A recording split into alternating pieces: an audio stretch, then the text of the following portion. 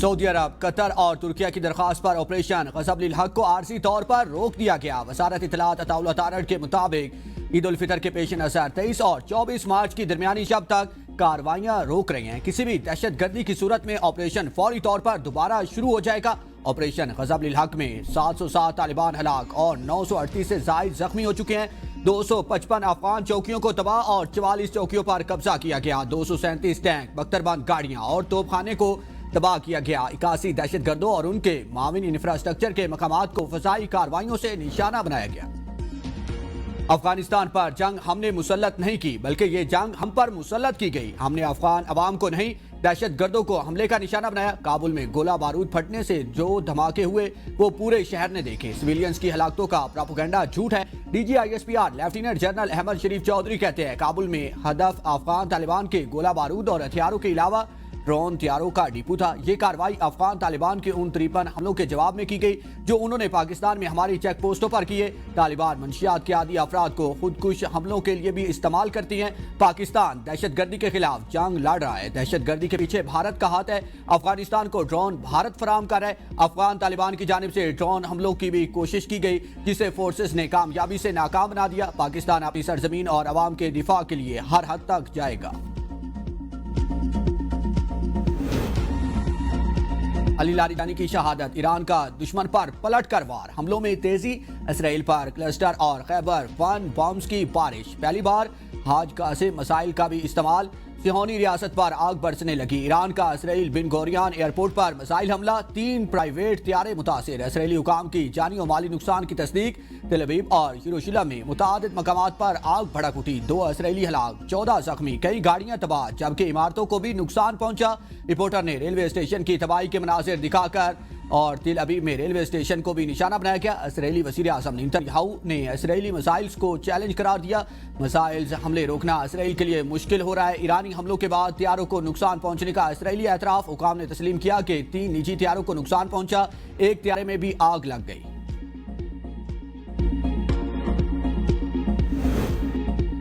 اسرائیلی حملے میں ایران کے وزیر انٹیلیجنس اسماعیل خطیب بھی شہید، ایرانی صدر نے تصدیق کر دی۔ ایرانی صدر کا 2 وزراء کی شہادت پر قومی سوگ کا اعلان، کہا کہ پوری قوم گہرے صدمے اور سوگ میں مبتلا ہے۔ شہداء کا مشن پہلے سے زیادہ مضبوطی کے ساتھ جاری رکھا جائے گا۔ مسعود پزشکیان کا علی لاریجانی کی شہادت کا سخت انتقام لینے کا اعلان، مسعود پزشکیان نے علی لاریجانی کو ایک ممتاز اور قابل قدر شخصیت قرار دیتے ہوئے کہا کہ انہوں نے اسلامی جمہوریہ ایران کی زندگی بھر مختلف اہم عہدوں پر خدمات انجام دی ہیں اور ملکی ترقی اور قومی اصلاح پالیسی سازی میں نمایاں کردار ادا کیا۔ مسعود پزشکیان نے ایکس پر جاری بیان میں کہا کہ اسماعیل خطیب کی شہادت کا واقعہ اسرائیل کا ایک بزدلانہ اقدام ہے۔ وزیر خارجہ عباس عراقچی نے کہا کہ علی لاریجانی کی شہادت سے نظام متاثر نہیں ہوگا، ہمارے سپریم لیڈر کی شہادت کے باوجود بھی نظام کو فرق نہیں پڑا۔ پاسداران انقلاب کا کہنا ہے کہ عظیم شہداء کا خون رائے گاہ نہیں جائے گا۔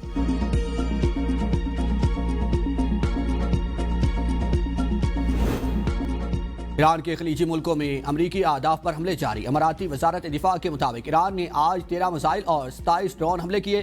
جنگ کے آغاز سے اب تک ایران سے داغے گئے 327 ballistic missile, 15 cruise missile, 1700 drones کو فضائی میں ہی تباہ کر دیا گیا۔ حملوں کے نتیجے میں مجموعی طور پر 8 افراد ہلاک ہوئے، جن میں مسلح افواج کے 2 اہلکار اور مختلف ممالک سے تعلق رکھنے والے 6 شہری شامل ہیں۔ سعودی وزارت دفاع کا کہنا ہے کہ مشرقی ریجن میں فضائی دفاعی نظام نے 2 بیلسٹک میزائل مار گرائے، 2 ڈرونز کو بھی تباہ کیا گیا۔ عراقی دارالحکومت بغداد میں امریکی سفارت خانے پر ڈرون حملہ، عرب میڈیا کے مطابق دفاعی نظام کی جانب سے ڈرون طیارے کو روکنے کے لیے کارروائی کی گئی۔ ڈرون طیارہ امریکی سفارت خانے کے احاطے میں جا گرا۔ ایرانی میزائل حملوں کے خطرے کے پیش نظر بحرین میں سائرن باز اٹھے۔ آسٹریلوی وزیر اعظم نے کہا کہ UAE میں آسٹریلیا کے فوجی اڈے کے قریب ایرانی میزائل گرا، حملے میں کوئی اہلکار زخمی نہیں ہوا، رہائشی اور طبی بلاک میں معمولی آگ لگنے سے نقصان پہنچا۔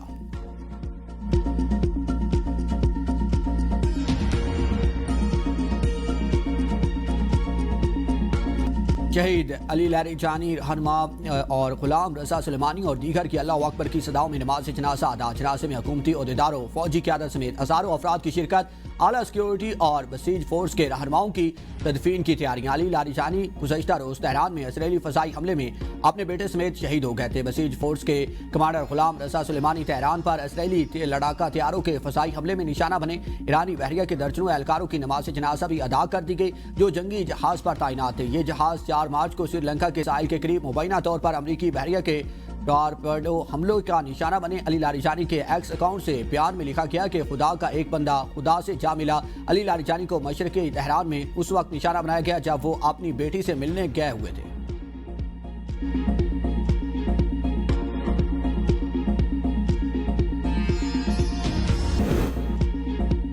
ٹرمپ کی ایک بار پھر ایران اور اس کے حامیوں کو سخت نتائج کی دھمکی۔ سوشل میڈیا پر اپنے بیان میں کہا کہ ایران کی موجودہ قوت کو مکمل ختم کیا جائے گا۔ ایران کے اثر و رسوخ سے فائدہ اٹھانے والے ممالک نتائج کے ذمہ دار خود ہوں گے۔ اس سے امریکہ کے غیر فعال اتحادیوں پر بھی دباؤ بڑھے گا۔ ایسا اقدام اتحادی ممالک کو زیادہ تیزی سے متحرک کر سکتا ہے اور انہیں عالمی معاملات میں زیادہ ذمہ داری لینے پر مجبور کرے گا۔ ٹرمپ نے کہا کہ ہم ابنائے ہرمز پر شدید بمباری کر کے اس کی ہیبت کی تبدیلی کر دیں گے۔ علی لاریجانی کی شہادت کے بعد بیان میں ٹرمپ نے کہا کہ ہم اپنے شیڈول سے بہت آگے جا رہے ہیں۔ ہم ایران پر حملہ نہ کرتے تو وہ اب تک ایٹمی ہتھیار بنا چکا ہوتا۔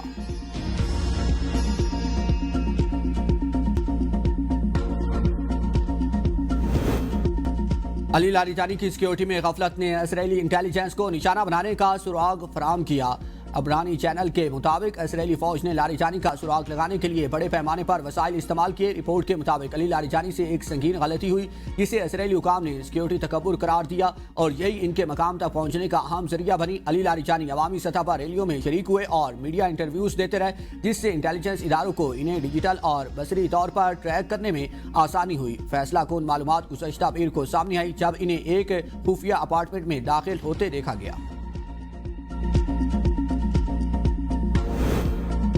بانی پی ٹی آئی کی متاثرہ آنکھ کے طبی معائنے کے لیے میڈیکل ٹیم کا اڈیالہ جیل کا دورہ۔ طبی معاون مکمل معاونے بشرا بی بی کی موجودگی میں کیا گیا۔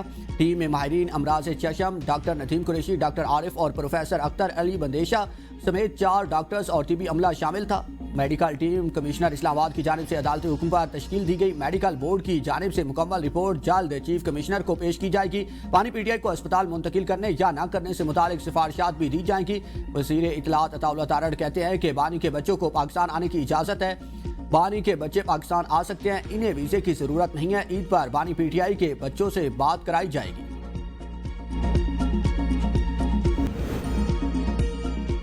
سعودی عرب میں چاند نظر نہیں آیا۔ عید الفطر جمعے کو ہوگی۔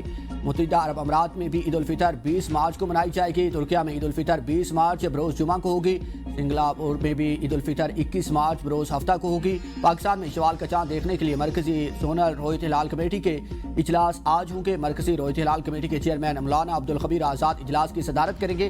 ماہرین فلکیات کا کہنا ہے کہ عید 21 مارچ کو ہونے حکومت نے بجلی مزید مہنگی کر دیا ہے۔ فروری کے بجلی بلز میں اضافی فکسڈ چارجز شامل ماہانہ 100 یونٹ پر 275 روپے، 200 یونٹ پر 300 روپے، 300 یونٹ پر 350 روپے اور ماہانہ 400 یونٹ تک کے نان پروٹیکٹڈ صارفین پر